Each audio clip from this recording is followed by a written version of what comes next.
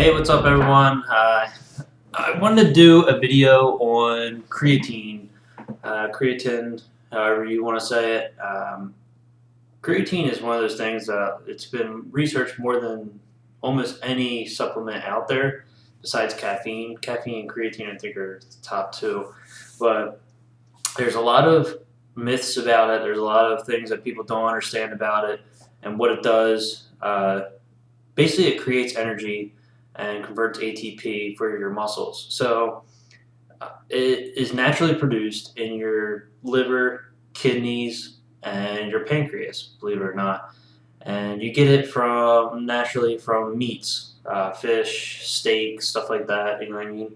But if you're like a vegetarian and vegan, some of these people might have an issue getting creatine.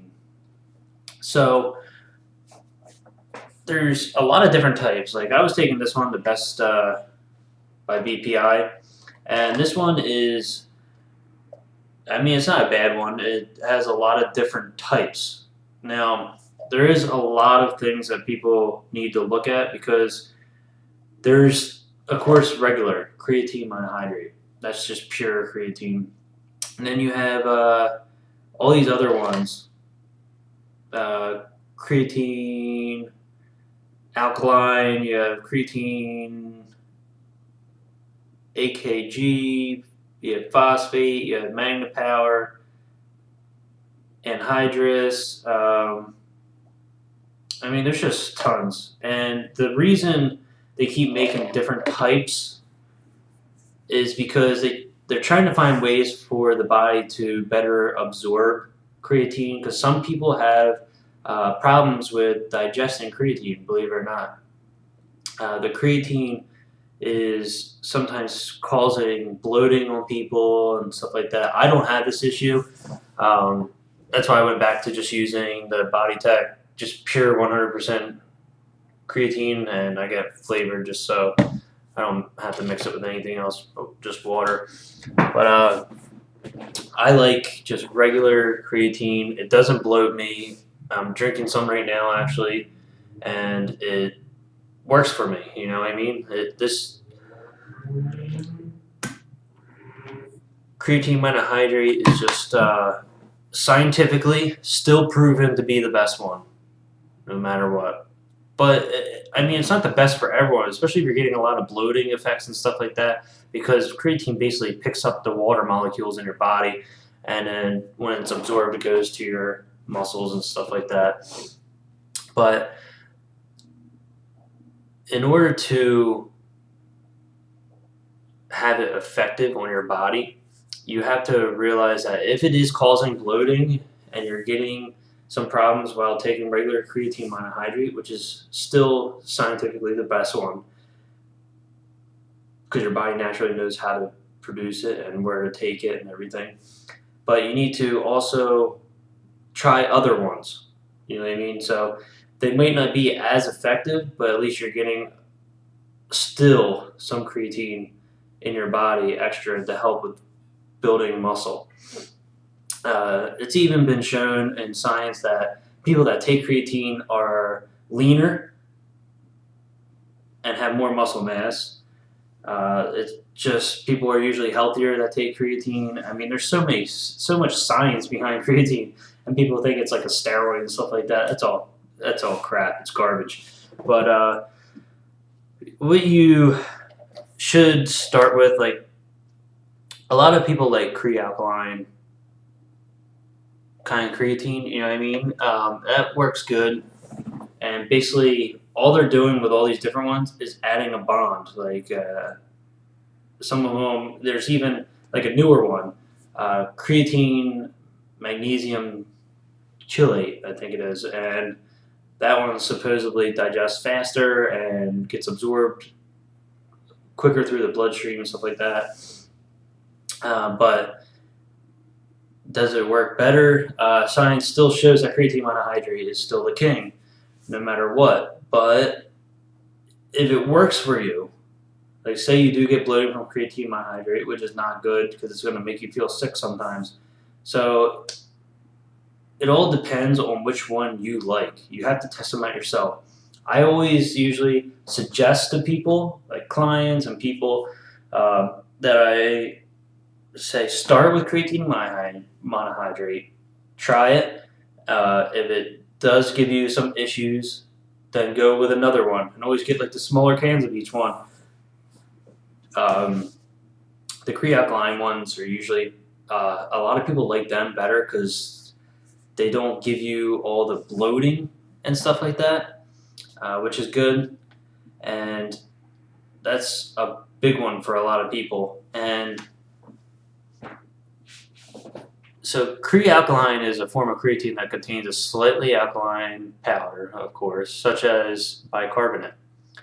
Manufacturers claim that the addition of this buffering creates a slightly more alkaline compound, which can reduce creatine breakdown in the stomach and improve creatine uptake in the muscle. Crealkaline is both sold by itself and found in many pre-workouts, which is true. A lot of pre-workouts do use Crealkaline stuff because of the absorption. They want something faster. And I've been noticing a lot though lately that a lot of pre-workouts are actually going back to the creatine monohydrate in there, which is good. Currently, one study for Crealkaline has evaluated the effectiveness of this buffered form of creatine. The 2012 study reported similar improvements in performance between subjects who took 5 grams of creatine monohydrate for 28 days, subjects who took an equivalent dose of Crealkaline, and subjects who took a low dose, 1.5 grams of Crealkaline per day. Uh, The groups who supplemented with 5 grams per day also started with a 7-day loading protocol of 5 grams 4 times a day for 7 days. There always was studies showing that you needed to load creatine in your body, but I've been reading a lot of things, especially with my certification stuff. They sent me emails of new science, and they found that you actually don't need to load creatine. You don't need to load the extra 5 grams or 10 grams. They used to say you load double the amount the first like week or two, but you don't really need to do that. Just stay on a steady. Uh, Depends on how much meat and stuff you take in, but you can take in between 2 to 5 grams a day of creatine, and that's plenty. And your body already knows how to produce and use the creatine, so it knows exactly where to put it. So you got to think of that too. Always think for yourself too. Like, what does this do for my body? Oh, and one thing that a lot of people need to understand is I had a friend recently ask me about blood pressure, and creatine monohydrate will not really affect your blood pressure. I mean, always ask for your doctor first, of course, if you have high blood pressure.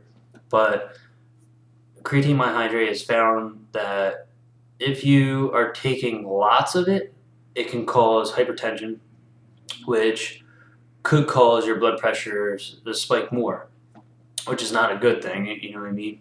It depends on how much water you're intaking because it is using creatine is using the water in your body.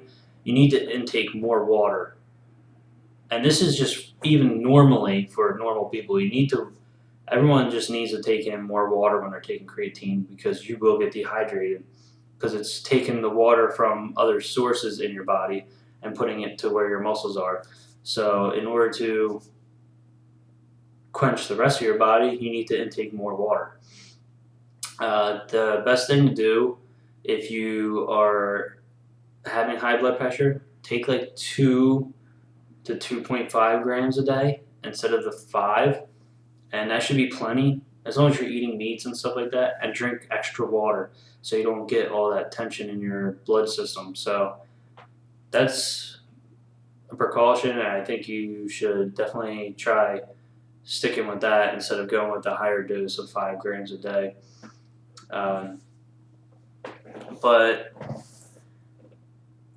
back to what the studies were showing with the Crealkaline, all groups significantly improve their fat-free mass. Like I said earlier, people are that are leaner and have more muscle mass that take creatine. Uh, percent of body fat, bench press strength, leg press strength, even the group that supplemented with a lower dose and no loading phase it is important to note that the participants in the monohydrate group increased muscle creatine content by 50.4% at the end of the 28 days, while the Crealkaline group increased by only 27.3. It's like almost, it's just about half. However, you're likely to see benefits whether you supplement with monohydrate or Crealkaline. It appears you can still get the gains without loading phase with Crealkaline.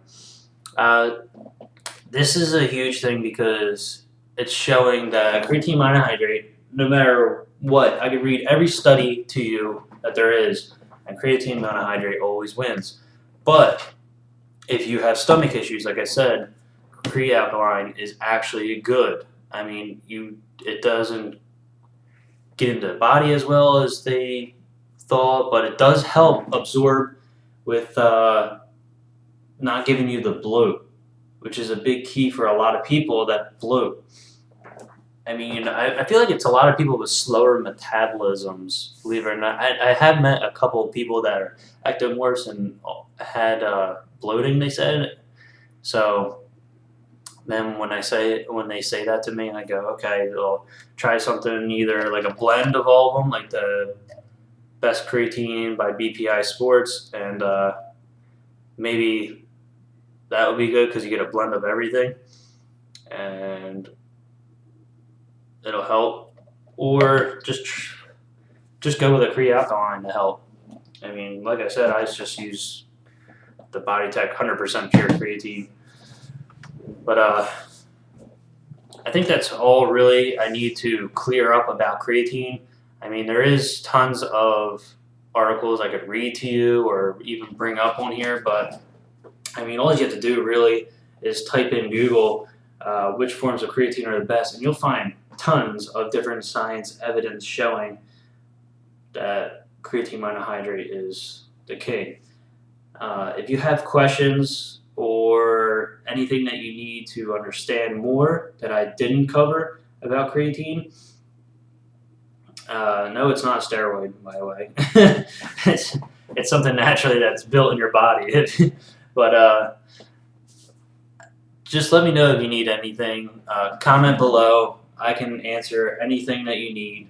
The good thing about YouTube is personal trainers can now give advice, and you don't have to pay for anything. It helps everyone, and it's a better source for people to understand things and get different personal trainers' ideas and what their thoughts on things are. So I think that's about it. Please subscribe, like the video if you like it, comment if you have any questions. All right, guys, thank you for everything, and I'll see you the next time.